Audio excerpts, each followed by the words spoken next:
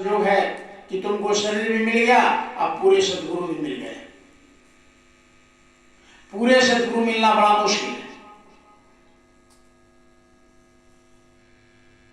बहुत बड़ी कृपा होता है तो संत अपने भटके हुए जीवों पर दया करता है और उसको नाम दान देता है। जब धर्मदास जी महाराज कबीर साहब के पूर्व जन्म का शिष्य थे, कबीर साहब ने ऐसे दिल दृष्टि से देखा कि मैं कितने को नाम दान दिया और मैं कितने को संभाल कर पाया, कितने को घर पहुंचा दिया अपने निज वतन अपने स्थान। अब तो इतना धन पाकर के वो भक्ति नहीं करेगा, वो धन के मद में रहेगा, तो कैसे उसको समझाया जाए, कैसे बताया जाए? वो तो बात सुनेगा नहीं, इतना पैसा उसके पास है कि किसी का सुनेगा ही नहीं। तो कबीर साहब ने एक जुक्ति, संत महापुरुष बहुत बात बात में, इशारे में वो महापुरुषों को पता है कि कैसे जीवों को पकड़ा जाता है, किस तरह से। गुरु महाराज भी कहते थे कि मैं 4 जाल बनाया हूं, छोटे छोटे मछली से लेकर बड़े बड़े मछली को मैं पकड़ लूंगा, ये गुरु महाराज बोलते थे। समझ में नहीं आता था कि क्या बोल रहे गुरु महाराज, लेकिन धीरे धीरे धीरे धीरे गुरु महाराज ने अपने जुक्ति लगाया तो पूरे हिंदुस्तान के छोटे छोटे लोगों से लेकर बड़े बड़े मंत्रियों तक को प्रेम, गुरु महाराज ने प्रेमी बना दिए। सब लोग के हाथ में माला पकड़ा दी, भजन कराने। तो उसी तरह कबीर साहब ने कहा कि ये तो सेठ बन गया, अब ये तो धन के मद में या अहंकार में रहेगा, ये भक्ति क्या करेगा? इसके तो आगे पीछे 4, 5, 10, 20 लोग, बड़े बड़े लोग बैठ इनकी बड़ाई करते रहेंगे और उसी से ये फूले नहीं समाएंगे। बस ऐसे समय निकल जाएगा और फिर से ये मनुष्य शरीर इनको नहीं मिलेगा और अधोगति को प्राप्त हो जाएंगे। इसलिए गुरु महाराज ने बताया कि धर्मदास को अपना बनाने के लिए, शिष्य बनाने के लिए उन्होंने क्या किया? कबीर साहब ने सुबह सुबह फटेहान स्थिति में, बहुत जर्जर स्थिति में कपड़ा ऐसे भिखारी का ड्रेस धारण करके सुबह सुबह पहुंच गए उनके घर पे और दरवाजे पर भी भीख मंगे की तरह बोल रहे हैं कि माता भिक्षा दे दो। जब धर्मदास की पत्नी को कान में आवाज गई कि कोई भिखारी आया है, तो पहले जमाने में लोग अपने दरवाजे पर कोई आता था भूखा गरीब, तो बैठा करके बड़ा उसको सेवा सत्कार करते थे। बड़ा श्रद्धा से वो उनकी पत्नी, धर्मदास जी महाराज के पत्नी, वो कुछ यानी भिक्षा देने के लिए चावल वगैरह कुछ ले जा करके देने के लिए बड़ा श्रद्धा से गेट पर पहुंची।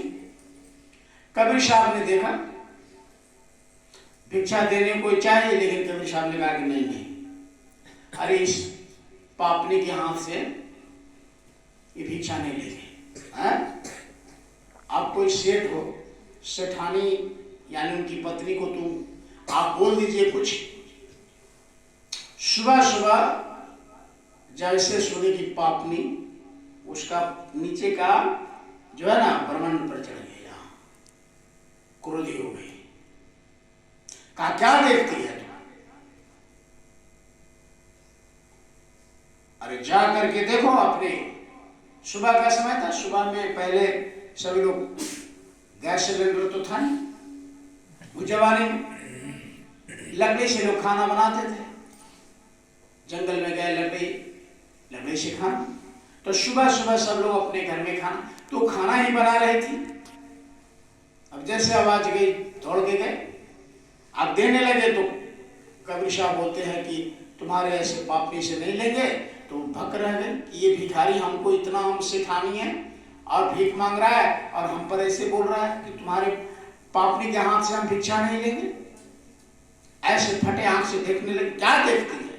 कबीर साहब ने डांटा, जाओ अपने चूल्हे में देखो, जो खाना बना रही है लकड़ी में कितने उसमें चिट्टे जल रहे हैं, बेमौत यानी बिना समय के मौत तुम्हारे हाथों से हो रहा है। कितनी हिंसा, कितनी कीट कितने चिट्टी का बेचारे का वो यानी जिंदा जला रही है तू, ऐसे पापनी के हाथ से हम भिक्षा लेंगे? और चल दिए। वो तो उस समय नहीं समझ पाई, अंदर गई, तुरंत चूल्हे में देखी लकड़ी, तो उसे देखी बहुत चिट्टे उसमें जल रहे हैं और बहुत चिट्टे अपने जान बचाकर भाग रहे थे। बस इतना देखी कि उसके दिमाग टणक गया। कहा कि वो भिखारी मेरे घर के अंदर भी नहीं आया, चूल्हे में क्या चल रहा है उसको कैसे पता हो गया? तो कोई शरारत तो थी नहीं, शेठानी थी, दिल दिमाग रखती थी। वो पागल हो गई कि नहीं नहीं नहीं, नहीं वो भिखारी नहीं है। वो दरवाजे से मेरे घर के अंदर की बात कैसे पता चल गया? ये कोई बहुत बड़े संत है, ये कोई फकीर है, वो परमात्मा का ये रूप है। तुरंत धर्मदास जी महाराज को कहा कि देखिए थोड़ा सा अब पता लगवाइए। नौकर चाकर को चारों दिशाओं में भेजा, जाओ जाओ अभी 2-4 घर भीख मांगने गए होंगे, इधर गांव में जाओ, दौड़ कर बुलाओ उनको कि मैं ऐसे बोली, भिक्षा देने गई, ऐसे बोला कि पापनी के हाथ से नहीं लेंगे भिक्षा। तो मैंने सोचा कि इतना सुबह में ये क्यों ऐसा बोल रहा है, तो तुरंत कहा कि क्या देख रहे थे, जाओ देखो अपने चूल्हे में इतनी चिट्टी को जला रही है। तो दौड़ के जब गई तो चिट्टी सचमुच में जल रहा है, लेकिन वो अंदर नहीं गया तो उसको पता कैसे चल गया? इसलिए साधारण इंसान नहीं है, वो कोई महापुरुष है। धर्मदास को भी झटका लगा, कहा कि अंदर नहीं जा, बाहर से ही बता दिए। हाँ, कोई लोगों ने, पैसा वाले ने खरीद लिया इनके घर को, घर खरीद लिया और उस पैसे को फिर भंडारा किया। हो सकता है आपकी मिल जाए, तो फिर वैसे भंडारा किया। 10 दिन 5 दिन भंडारा चला, लाइन में वैसे देखते गए देखते। इसीलिए अब तो खत्म हो गया सिस्टम। अब गांव में जब जाएंगे, कहीं कहीं गांव में अभी भी है, जब लोग बैठ के खाते हैं भोज, आज जब उठने लगते हैं तो ऐसे ऐसे सबको प्रणाम करते, आज भी उसी समय का परंपरा है। राजा वो सेठ धर्मदास का एक परंपरा चलाया हुआ,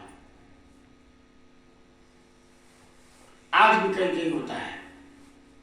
घर बेच करके भंडारा चलाया 10 दिन 15 दिन 20 दिन महीने भर, उसमें भी सभी लाइनों में देखा नहीं मिले। अब रहने का ही कुछ नहीं। अब बच्चे को लेकर आज उस पेड़ के नीचे, उस पेड़ के नीचे, आज उस पेड़ के, कल उधर, कल उस गांव में, कल से ऐसे ऐसे भटकते रहे। एक दिन क्या कर रहे थे, अपने बच्चे को लेकर, पत्नी को लेकर के जा रहे थे। सुनसान जगह पर एक तालाब था, उसी तालाब में स्नान कर रहे थे, बच्चे को नहलवा रहे थे, अपने स्नान कर रहे थे सुबह सुबह। बस कबीर साहब उधरे से आ रहे थे, जैसे उनको पत्नी देखी, यही है। धर्मदास को बताया कि देखो देखो देखो देखो ये आ रहे हैं। जैसे देखा, चूंकि धर्मदास तो देखे नहीं थे, उनकी पत्नी ने पहचान की, कहे कि यही है। धर्मदास बोले कि यही है। हाँ, दोनों जाकर पैरों पर गिर गए। कहा कि जब सब कुछ खत्म हो गया तब आप मिले, अब स्वागत कैसे करें आपका? कहाँ बैठाए, क्या खिलाए? कुछ नहीं। कहा कि तो उसी को तो खत्म करने के लिए मैंने ये लीला की। तुम सेठ बन गए थे, सेठ भजन करता है, तुम भजन करोगे, आप सब लफड़ा खत्म हो गया, अब फक्कड़ लाल हो गए। इसीलिए कबीर साहब का एक लाइन है, कहे कि घर को जा रिया चलो हमारे साथ, जे घर जा रहे अपना चले हमारे साथ। कबीर साहब एक ये दोहा कहते थे, कि जो अपने घर को जला दिया वो मेरे साथ चलो, घर रहकर नहीं, वो खत्म कर दो, तब मेरे साथ मेरे पास आओ, नहीं तो उसी में मन लगा रहेगा। तो कहा कि बहुत अच्छा किया तुमने, साफ खत्म कर दिया लफड़ा, अब चलो कबीर साहब के साथ बोलिए। कहा कि अरे भगवान ने ये मुंह दिया है तो भोजन तो कहीं मिले, लेकिन उस मालिक को भजन, वो मालिक का इबादत नहीं हो पाएगा, इसलिए वो खत्म हो गया। कोई दुख की बात नहीं है, बहुत खुशी की बात है कि तुम्हारा लफड़ा खत्म हो गया, चलो मेरे साथ।